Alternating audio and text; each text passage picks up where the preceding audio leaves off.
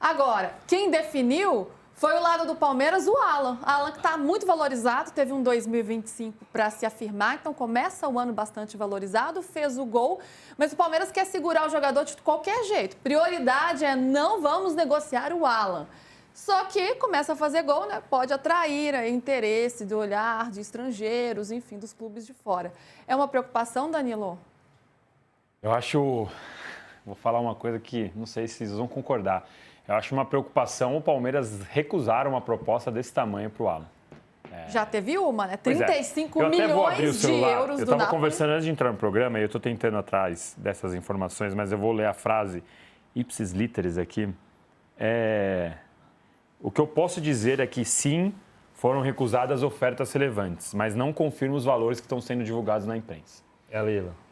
Não, é uma pessoa do Palmeiras. Entendi. Então, assim, e aí é off, senão eu falaria, sim, obviamente. E os valores que foram divulgados, 35 milhões de euros pelo Napoli. Então, assim... Pelo Napoli, não, do Napoli. Essa pessoa, eu perguntei, mas então eu posso assumir que os valores divulgados estão errados? Aí ela falou, não, eu simplesmente não sei os valores, só sei que a oferta foi grande. Eu também tenho. Do Napoli eu tenho que teve oferta do Napoli, eu não tenho o valor, mas se fala em 35 milhões de euros. Pois é, então é isso que eu ia completar. Sim, e a Leila não quer vender. Não quer de jeito nenhum. E diferente de você, eu acho que ela está certa. Então, o Hernan já divulgou 35, acho que o Globo Esporte, eu não lembro todas as fontes que já divulgaram 35, 40. Eu acho, para um jogador de 21 anos, ele não é que ele tem 18, não é... Foi 20, o valor do Vitor Reis pro City, né? Já passou, 37 o Vitor Reis. 37. Era zagueiro, né? Mas mais jovem. Já passou um pouquinho do ponto ótimo que a Europa considera. Você fala o ponto, parece o ponto da carne, né? O ponto que a imprensa, o mercado europeu considera, a gente sabe que eles querem comprar todo mundo com 18 para formar lá. O cara já tem 21. Eu acho que o Alan, ele oscila. Não é um cara que desde o jogo... Não é todo jogo que a gente vê o Alan fazendo o que fez contra a LDU. Então, 40, 35 mais 5, eu acho muito, muito dinheiro. Vamos imaginar aqui que a proposta tenha sido de 40. E o Palmeiras fala, sim, vende por 40, vai lá no Atlético de Madrid, me dá o Almada, pelos mesmos 40. O que você prefere? O Atlético de Madrid não vai vender. Tudo bem, mas o que eu quero dizer, para a gente estabelecer patamares de valores. Não para estabelecer... O problema não é o patamar de valor. Eu entendo o que você está falando. Com 40 milhões você não pode comprar um jogador melhor do que o Alan? Não. Pois é aí que a gente discorda. Eu acho que não. Eu acho que não, porque você não está... É o que o Abel falou ontem. O cara não está à venda. Não, tudo bem. O caso do Almada. A real do Almada, pelo menos a minha leitura, eu já falei aqui. Quando você pega a história do Almada e vê de onde saiu... Eu falei com o Fernando Calas semana passada. Calas, tem algum diretor do Atlético de Madrid que eu possa telefonar para conversar? Não, nenhum diretor do Atlético de Madrid fala. Tá. No Palmeiras tem as nossas fontes. Eu sei mais ou menos qual é a fonte do Danilo Olivieri, ele sabe mais ou menos qual é a minha fonte, e são diferentes. E as duas confirmam que tem uma proposta do Napoli. Ótimo, elas se complementam, então. A informação completa. Beleza. A gente tem isso aqui. Nenhuma das duas, nem Atlético de Madrid, que não fala, que é mudo, é um clube mudo, nem o Palmeiras, diz que tem proposta pela Almada. Nenhum dos dois confirmou que tem proposta pela Almada. O que tem o Palmeiras quis saber como era. Bom, quis saber como era, 21 milhões de euros por 50% do contrato.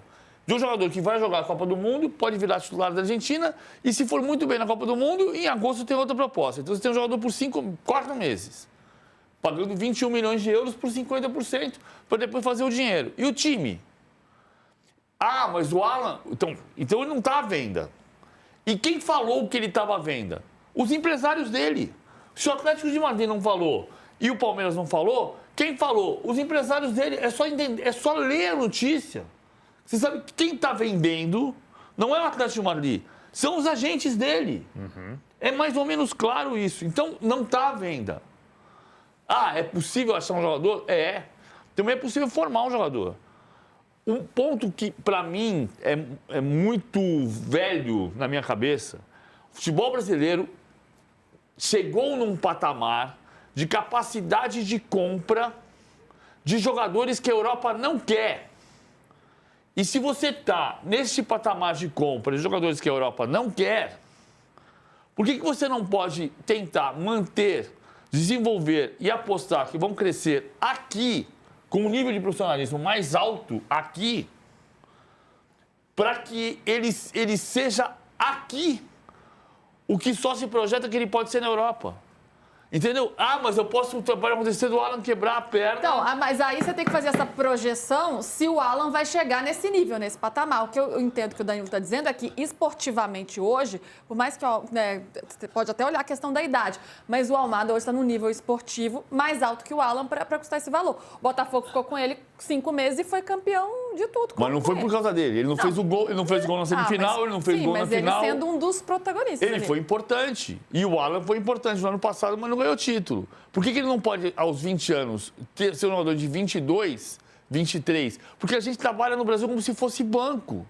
Eu faço um investimento. Ah, mas o jogador pode quebrar a perna. Pode, eu posso comprar uma Almada por 40 e ele quebrar a perna também. Sim, claro. Eu acho que a projeção se o Alan vai chegar nesse nível. Se ele vai se desenvolver. Eu não acho que o Alan vai chegar no nível do Almada. Aí essa é a nossa discussão. Eu acho que é esse o ponto. Eu poluí o debate trazendo o caso do Almada por causa dos 40 milhões. Só quis comparar isso. Mas, para mim, o Alan não chega no nível do Almada. PVC pode acreditar que chega, tudo bem. Eu não acredito. O Almada, até porque é um exercício de futurologia, né? O Almada, para mim, ainda não chegou no nível do Almada. De que falam que o Almada é, você tá dizendo? Ah, tá. Do potencial que ele tem. O Almada é campeão do mundo. O Almada foi campeão do mundo pela seleção da Argentina, porque na reta de chegada teve um corte, ele entrou na lista dos 26 e jogou a Copa do Mundo e foi campeão do mundo. E vai para mais uma Copa, podendo ser provavelmente para mais uma Copa. Mas ele não é titular da Atlético de Madrid.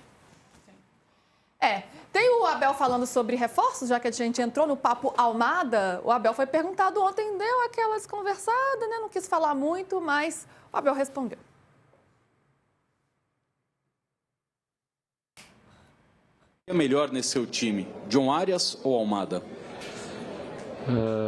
Boa pergunta, mas vai ficar sem resposta, está bem? Vocês têm todo o direito de responder o que querem, eu reconheço isso. E às vezes eu quero responder todas as perguntas com o coração, tenho que começar a respondê-las mais com a cabeça.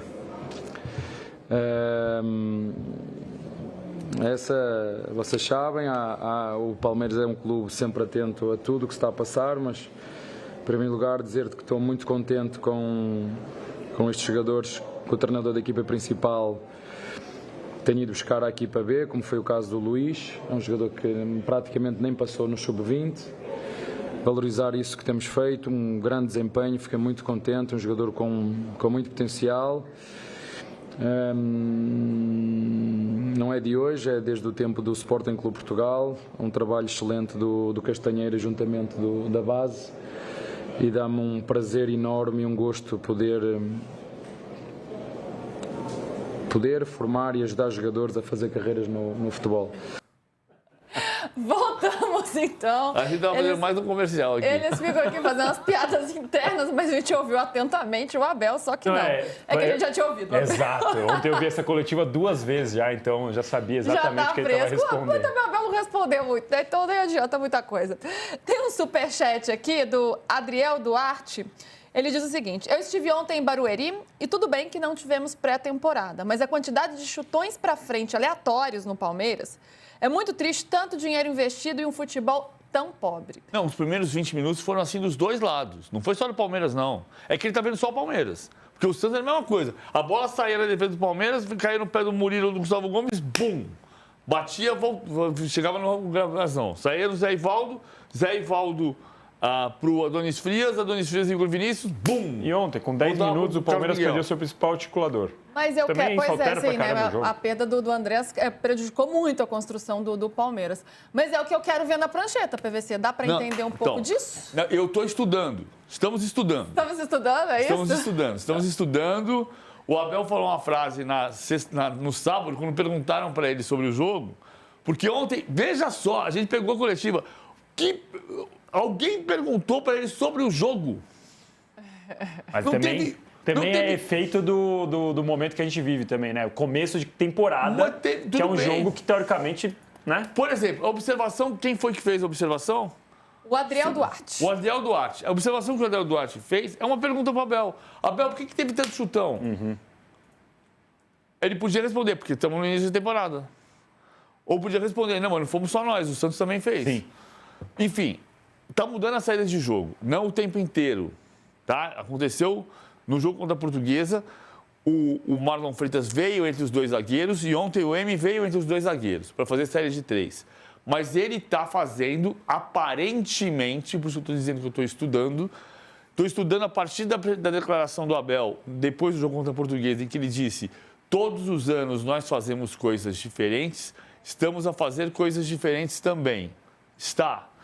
Você olha a saída com o Kelvin mais perto dos dois zagueiros, mas um pouco à frente. E o Piquerez um pouquinho mais à frente do que o Kelvin. Então, a saída de 3 para 4.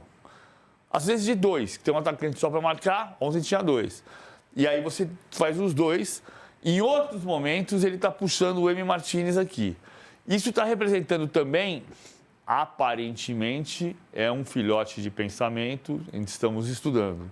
Na tela seguinte, a gente vai ver que o Kelvin vai fazer a ultrapassagem, mas em muitos momentos, em vez de fazer um 3-2-5, o time faz um, digamos, 2-4-4, para jogar Alan, Flaco, Veiga, Riquelme, mas o Kelvin passa. Então, às vezes, você vai ver 3-2-5, às vezes você vai ver 2-1-1-5, 2-1-6 na construção ofensiva.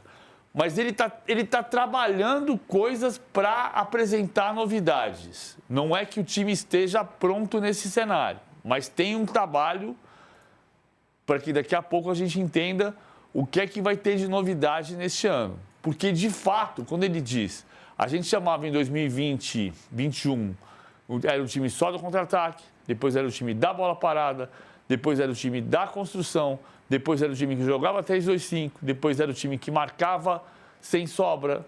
Então, de fato, quando ele está falando isso, é que, lamentavelmente, nem todo mundo está olhando o jogo. Mas se você olhar o jogo, você vai ver que tem novidade. Todo ano tem alguma coisa que pincela. E está muito no início, né? Então Tá. a gente tem que aguardar ainda. Vou acrescentar um item para o Pedro você estudar. Repara no escanteio que o Palmeiras tem feito, você reparou que ele está fazendo duas maneiras de saída com 2. Uma que o cara fica do lado a lado, que é normal, que às vezes pisa e sai jogando. E ontem eu vi uma coisa que eu ainda não entendi por quê, que foi colocar o segundo homem do Palmeiras na linha dos, acho que são 3, 5 metros ali de distância, que é obrigatório do adversário. Então tem um cara batendo escanteio e um outro na linha. Falei, o que adianta? O que aquele cara vai fazer ali? É uma outra coisa para a gente observar, porque é uma novidade em relação ao ano passado também. Ele vai confundir a defesa adversária. Muitas vezes o escanteio curto, muita gente odeia, né? Lateral longo e escanteio curto. Por que você faz o escanteio curto? Por que você faz, não? Por que muitos técnicos gostam do escanteio curto como uma alternativa? Porque quando você bate curto, a defesa sai do posicionamento. E mesmo que você bata curto para trás para bater imediatamente para a grande área, em vez de fazer uma jogada ensaiada maior, mais elaborada, quando você bate para trás, a defesa saiu do posicionamento original. Então você te surpreende.